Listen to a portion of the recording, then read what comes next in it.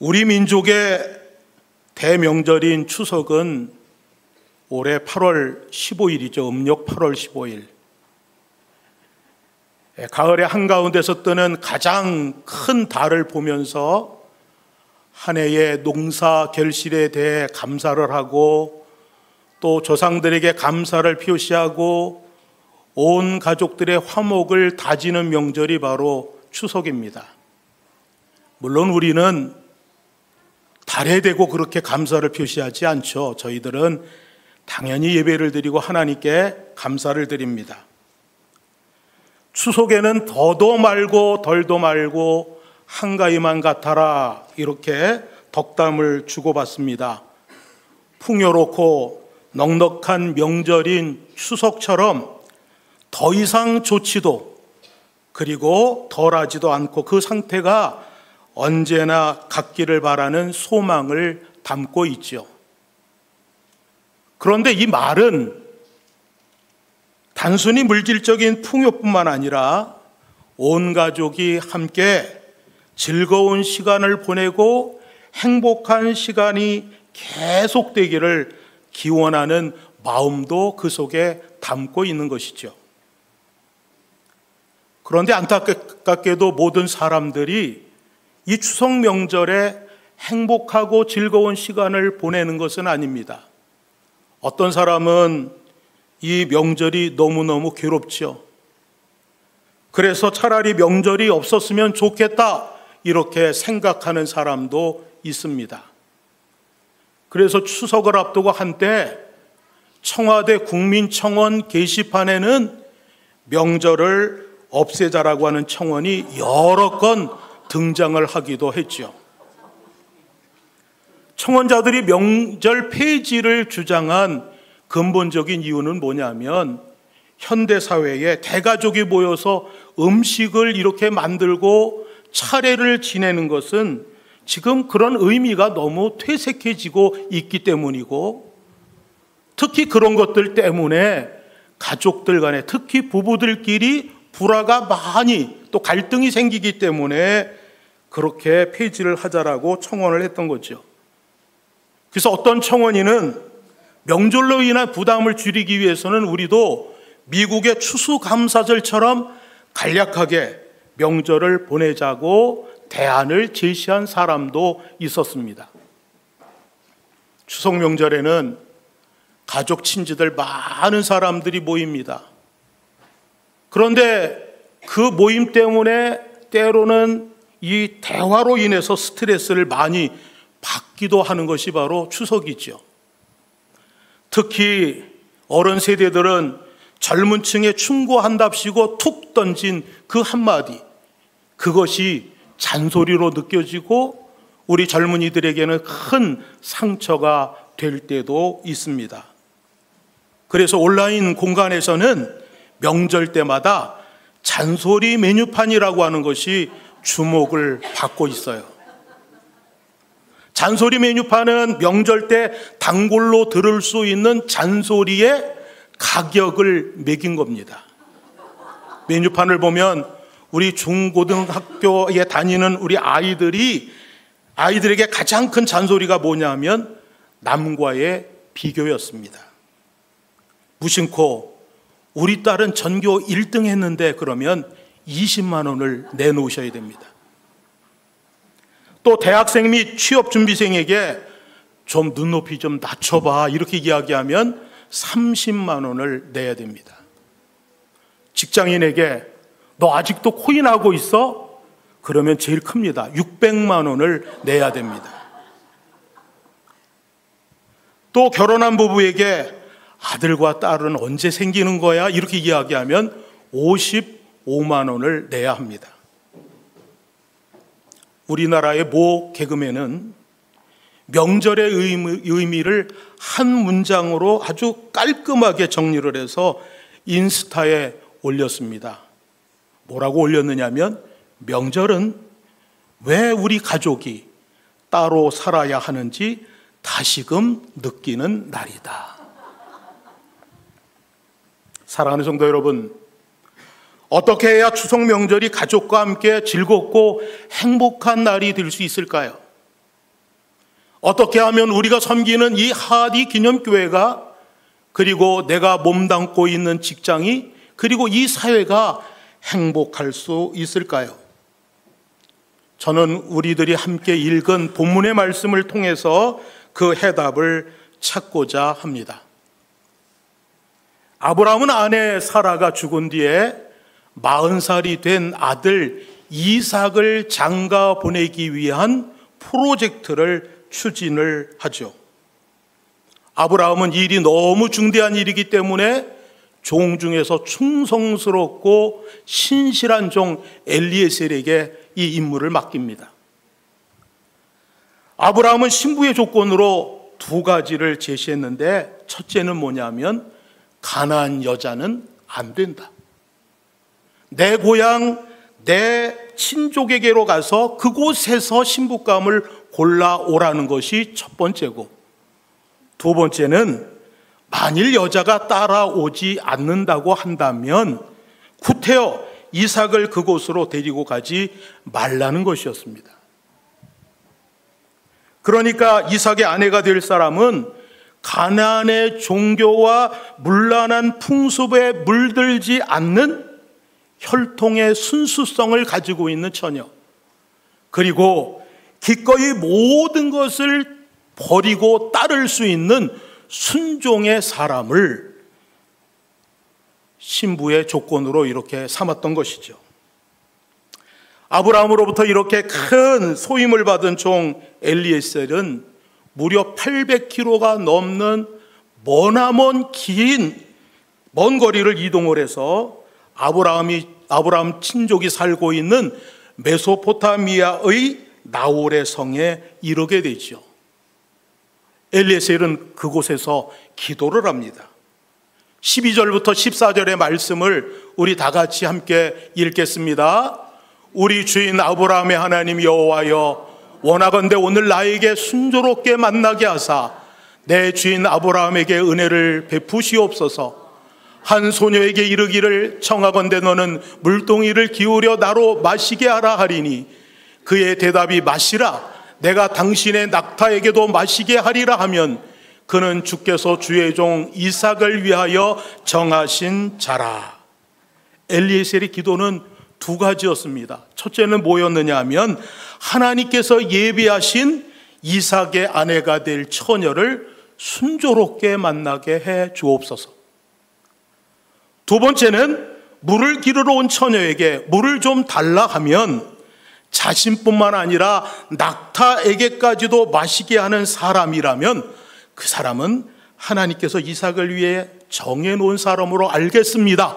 그것이 바로 엘리에셀의 기도였습니다. 그런데 기도를 마치기 전에 한 처녀가 물을 기르러 나옵니다. 엘리에셀이 그 처녀에게 물을 달라고 청하죠. 그러자 그녀는 급히 물동이를 손에서 내려 마시게 하고, 그리고 낙타까지 물을 마시게 하겠다며 우물로 달려가서 모든 낙타를 위해 물을 길렀습니다. 와우! 순식간에 엘리에셀의 기도가 응답이 된 것이죠. 이렇게 만난 처녀의 이름이 뭐였습니까? 리브가였습니다. 오늘 본문 말씀에 나오는 리브가는 한마디로 친절한 겸손의 사람이었죠. 본문은 2가지 면에서 그녀의 친절을 보여주는데, 그녀는 첫 번째 친절한 말을 하는 사람이었습니다.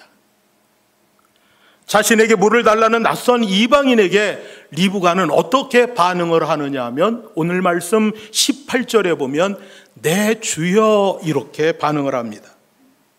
여러분, 낯선 사람에게 또 처음 보는 남자에게 이렇게 한다라고 하는 것은 지금 우리들로서는 도저히 상상할 수 없는 일이죠. 우리는 이런 경우에 이렇게 하죠. 금을 긋습니다. 담을 높이 싸죠. 그리고 담을 쌓다 못해 병을 깨어서 그 담 위에 꽂아 놓습니다. 더 나아가 철조망을 두르고 도난 경보기에다가 CCTV까지 설치를 하죠. 왜냐하면 너무 무섭고 두렵고 그리고 믿지 못하기 때문이죠. 그런데 지금 리브가는 내 주여라고 부르면서 친절한 언행을 통해서 상대방을 존중하는 마음을 보여주고 있습니다. 리브가의 친절한 말 캠페인은 계속되죠. 자, 19절 말씀을 같이 읽겠습니다. 19절입니다. 당신의 낙타를 위하여서도 물을 길어 그것들도 배부르게 마시게 하리이다. 참으로 리브가는 입술이 아름다운 여인이었습니다. 사랑하는 성도 여러분, 친절은 말에서부터 시작이 되는 겁니다.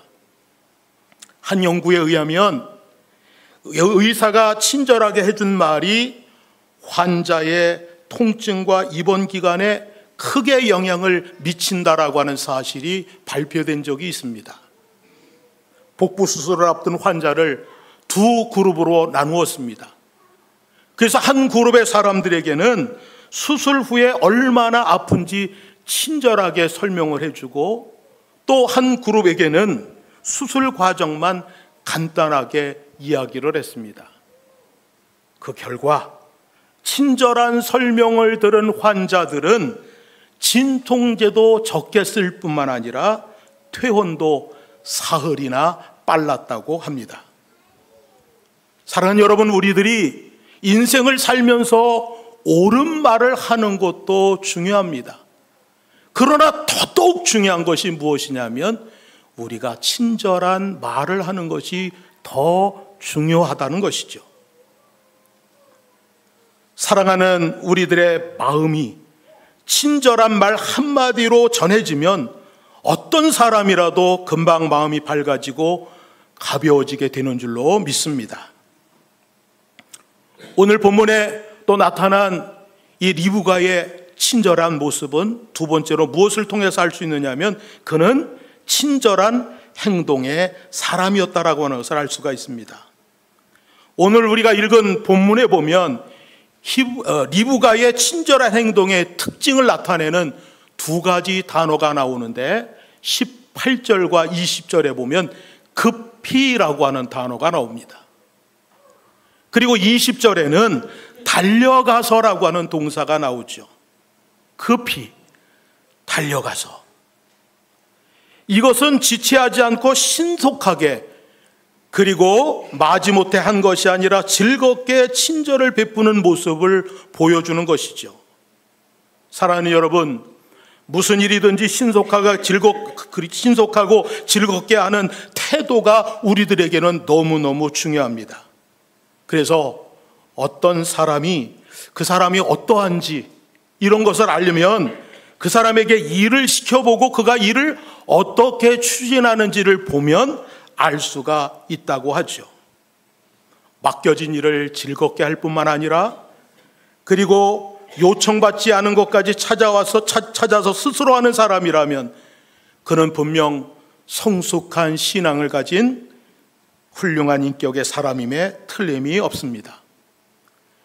오늘 말씀 19절은 리브가를 더욱 돋보이게 하는 말씀인데 19절 말씀 다시 한번 읽어보겠습니다. 마시게 하기를 다하고 이르되 당신의 낙타를 위하여서도 물을 길어 그것들도 배불리 마시게 하리이다 하고. 리브가는 요청하지 않은 것까지 친절하게 베풀었죠. 우리가 낯선 사람일지라도 물 한 그릇을 대접하는 것은 할 수가 있습니다. 그러나 요구하지 않았는데도 불구하고 그의 짐승까지 챙겨서 물을 먹인다? 이것은 아무나 할 수 있는 일이 아니죠. 그것도 한 마리가 아닌 10마리에게 배불리 물을 먹게 한다라고 하는 것은 더욱 힘든 일이죠. 여러분, 낙타 10마리에게 물을 주는 일은 강아지 몇 마리에게 물을 주는 것하고는 차원이 다른 일입니다. 낙타는 보통 한 마리가 물을 먹으면 약 75리터에서 185리터의 양을 마신다고 합니다. 그럼 평균적으로 이들이 100리터의 물을 마신다고 하면 10마리니까 그 양이 얼마입니까? 1톤, 어마어마한 양이죠.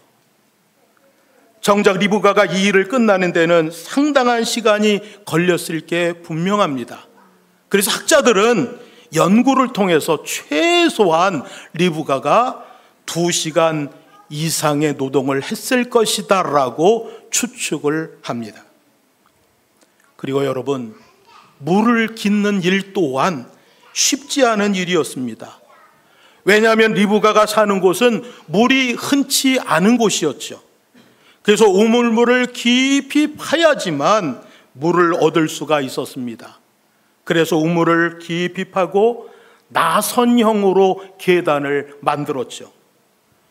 그러니까 리브가가 1톤의 물을 깃기 위해서 그녀는 수없이 그 계단을 오르락 내리락 해야 했다라고 하는 것입니다.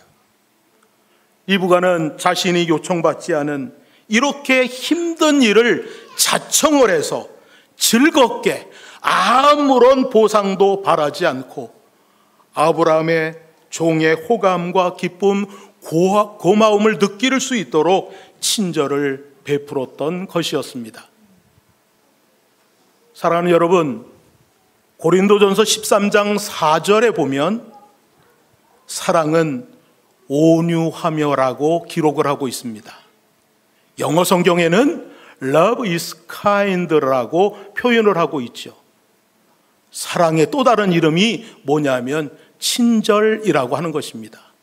사랑은 친절한 것입니다. 예수님은 마태복음 23장 11절에서 이렇게 말씀을 합니다. 너희 중에 큰 자는 너희를 섬기는 자가 되어야 하리라. 예수님은 모든 성도가 섬기는 자가 되어야 한다고 말씀을 하셨는데 여기서의 섬김은 친절 플러스 상냥 플러스 헌신 모두를 합친 개념입니다. 요즘 사람들을 보면 요즘 사람들은 자기 권리를 주장하는데 너무너무 익숙합니다. 조금이라도 자기 권리가 침해를 받는다 생각을 하면 발끈하죠. 별로 친절하지 않고 따뜻함도 없습니다. 그래서 인간미를 느낄 수가 없죠. 그런데 조금 전 살펴본 이 리브가는 친절함 그 자체의 사람이었습니다. 이런 친절한 사람이 착한 사람이고 성령의 사람이고 하나님이 기뻐하시는 사람인 줄로 믿습니다. 그러면 여러분, 왜 우리들이 인생을 살면서 친절이 왜 중요한 것일까요? 우리 인간은 관계 속에서 살기 때문입니다. 우리는 물건을 보낼 때 혹시 깨질 만한 물건이 있으면 보내는 짐 겉면에 깨지기 쉬움 이렇게 쓰죠. 우리 인간관계도 깨지기가 너무 쉽습니다. 친절하지 않은 무례한 사람은 반드시 인간관계가 깨지게 되어 있습니다. 대부분 사람들은 연애를 할 때 굉장히 친절하죠. 왜냐하면 그때가 평생 제일 친절할 때이기 때문에 그렇습니다. 그런데 여러분, 꼭 젊은 사람들, 결혼을 앞둔 사람들은 꼭 기억하시기를 바랍니다. 만일 여러분들 남친과 식당에서 데이트를 하는데 남친이 주인이나 종업원에게 무례하게 행동을 한다. 그랬을 때 여러분들은 속으로 와, 내 남친 정말 남자다워 터프해 이렇게 생각을 하면 안 됩니다. 왜냐하면 그게 결혼 이후에 나에게 해야 할 말이고 행동이기 때문에 그렇습니다. 사람은 불편하면 떠납니다. 그러나 친절하면 모이게 되죠. 그래서 친절한 사람 옆에는 좋은 사람이 많이 모이는 겁니다. 사랑하는 여러분, 여러분 옆에는 좋은 사람들이 많이 모일 수 있기를 축원합니다. 한국 교회 탐구 센터라고 하는 단체에서 한 가지 조사를 했는데 교회에 새 신자가 들어오는 이유 중에 75 내지 95%가 가까운 사람으로 인해서라고 발표를 했습니다. 그런데 교회를 떠나게 되는 사람들의 약 47%도 사람으로 인해 떠난다고 대답을 했죠.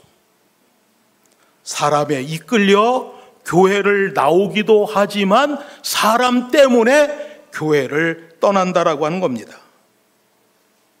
목사님, 교인들이 너무 친절해요. 이런 책이 있어요. 이 책의 저자가 정영순 박사입니다. 그런데 이 저자는 이렇게 이야기합니다. 이끌림을 받는 입장에서는 내가 그 사람에 대해 어떤 느낌을 갖느냐가 가장 중요하다라고 이야기를 하면서, 내가 만일 불친절하다고 가정을 했을 때 아무리 성경을 줄줄 외우고 그리고 전도하는 말을 매끄럽게 잘한다고 할지라도 불친절한 이에게 이끌림을 받는 사람은 아무도 없을 것이라고 이야기를 합니다. 그 저자는 이렇게 이야기하죠. 새신자가 교회에 처음 찾아오면 처음 10분 동안 교회의 친절에 따라서 내가 이 교회를 계속 다닐 것인지 말 것인지가 결정이 된다고 합니다. 새신자에게는 무엇보다도 교회의 친절함이 중요한 요소라고 하는 이야기죠. 또 이 정현순 박사는 이렇게 이야기를 합니다. 100-1은 99가 아니라 0이다. 99번 웃으면서 인사를 받아주다가도 한 번 퉁명스럽게 받아주면 99번의 친절한 인사는 0이 될 수 있다라고 하는 이야기입니다. 하지만 여러분, 이 친절이라고 하는 것은 새 신자들에게만 중요한 것이 아니라 매주 마주치는 교인들 사이에도 친절은 너무너무 중요하죠. 무엇보다도 매주 마주하는 교인들에게 따뜻한 말 한마디, 친절한 말 한마디를 우리들은 사용을 해야 합니다. 왜냐하면 친절한 말은 우리의 육과 영을 건강하게 하는 양약과도 같기 때문입니다. 연일 한국교회가 쇠퇴기를 걷고 있는 이 시대에 크리스찬의 성장과 교회의 부흥을 위한 해답 중에 하나가 바로 친절이라고 하는 사실을 여러분들 잊지 마시기 바랍니다. 미국 네바다주 사막 한복판에서 낡은 트럭을 몰고 가던 멜빈 다마라고 하는 한 젊은이가 허름한 차림의 노인을 발견하고는 급히 차를 세웠습니다. 그리고는 말을 걸었죠. 어르신, 어디까지 가십니까? 차 타시죠. 제가 모셔다 드리겠습니다. 이렇게 말을 걸었습니다. 그 노인은 고맙소 젊은이, 나는 라스베가스까지 가는데 태워다 줄 수 있겠소?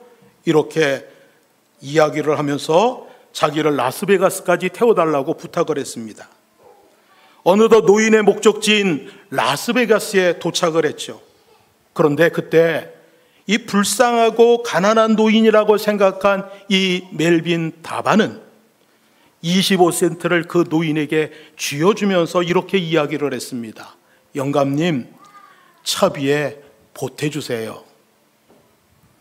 그러자 노인은 또 이렇게 대답을 합니다. 참 친절한 젊은이구먼.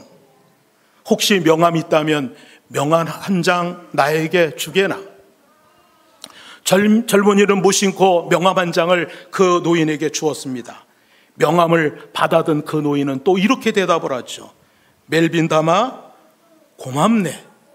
이 신세는 내가 꼭 갚겠네. 나는 하워드 휴즈라는 사람이라네. 얼마의 세월이 흘러서 이 일을 까마득히 잊어버렸을 무렵에 기상천외한 사건이 벌어졌습니다. 세계적인 부호 하워드 휴즈 사망이라고 하는 기사와 함께 하워드 휴즈가 남긴 유언장이 공개가 되었죠. 하워드 휴즈는 영화사와 방송국과 항공회사와 호텔 등 50여 개 업체를 가진 경제계의 거물이었습니다. 그런데 놀라운 것은 그의 유산 중에 16분의 1을 멜빈 다마에게 증여한다라고 하는 내용이 유언장에 기록되어 있었다라고 하는 겁니다. 도대체 멜빈 다마가 누구야?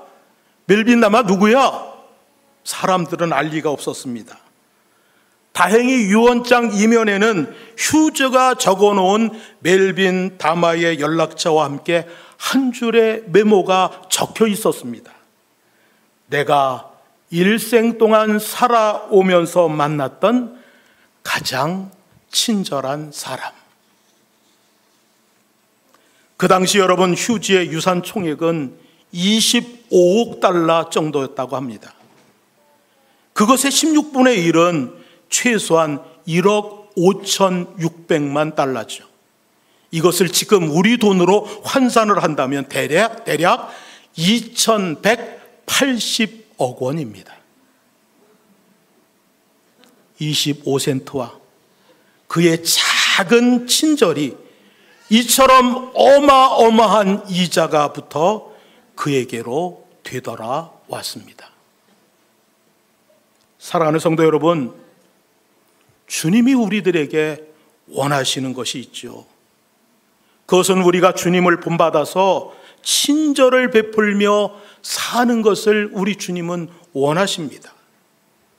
우리의 본성은 친절을 베푸는데 인색할지 모르지만 주님을 보고 주님이 우리에게 보여주신 친절을 경험하고 그것을 따라해 보라고 우리 주님은 말씀을 하십니다. 그래서 그리스도인은 주님을 모방하며 사는 사람들이죠. 미국의 토니 로빈스라고 하는 사람이 11살 때 이런 일을 겪었습니다. 당시 그의 집은 너무너무 가난해서 추수감사절인데도 불구하고 집에 먹을 것이 아무것도 없었죠. 그때 누군가 밖에서 그 집의 문을 두드렸습니다. 그래서 문 밖에 나가 보았더니 문 앞에 어떤 덩치 큰 남자가 서 있었는데 그는 음식이 담긴 상자와 칠면조 한 마리를 손에 들고 서 있었습니다. 추수감사절 선물로 가져왔던 것이죠. 이것은 아무 조건이 없이 가난한 토니 가족에게 베풀어준 친절이었습니다. 그런데 이 일은 토니에게 매우 인상 깊었던 일로 기억이 되었죠. 토니는 이때 자신에게 한 가지 약속을 합니다. 이렇게 낯선 사람도 우리 가족을 걱정해 주는데 나도 앞으로 모르는 사람들을 보살펴 줄 거야. 17살이 되었을 때 토니는 그 약속을 처음으로 지키게 됩니다. 그는 음식 상자를 만들어서 처음으로 라틴계 여성의 집을 찾아가서 음식 상자를 전해주었죠. 그런데 여러분, 그 집은 3일 전에 남편이 아내와 자식을 버리고 떠나서 한 푼의 돈도 음식도 없는 상황이었습니다. 그 집에는 5명의 아들이 있었는데 토니가 음식 상자를 가지고 이것은 누군가가 보낸 선물이라고 하면서 전달을 하자 그 여인은 기쁨에 넘쳐 소리를 지르면서 토니를 껴안고 키스를 퍼부었습니다. 그리고 울먹이면서 토니를 보고 이렇게 말을 했죠. 하나님이 주신 선물이군요. 이 일을 계기로 토니는 음식 상자를 나눠주는 일을 계속 진행을 했습니다. 현재 토니 로빈스는 피팅 아메리카라고 하는 구호단체와 함께 전 세계 수십 개국에 음식 상자를 전달하는 일을 하고 있다고 합니다. 11살 때 토니 가족에게 베푼 한 사람의 작은 친절이 한 사람의 인생을 이렇게 완전히 바꿔 놓은 것이었습니다. 사랑하는 성도 여러분, 친절은 전염이 됩니다. 우리가 친절하면 우리 아이들이 바뀌게 됩니다. 우리가 친절하면 우리의 가정이 바뀝니다. 우리가 친절하면 우리 교회가 바뀌고 우리가 사는 사회도 바뀌게 될 줄로 믿습니다. 주님이 우리에게 베푸신 친절을 보고 배우고 우리도 주님을 모방하며 살 수 있기를 소망합니다. 그것이 우리가 사는 세상을 따뜻한 세상으로, 아름다운 세상으로, 살맛 나는 세상으로 바꿀 수 있는 길이기 때문입니다. 사랑하는 성도 여러분, 예수 그리스도를 믿는 우리 그리스도인들의 또 다른 이름은 친절한 사람입니다.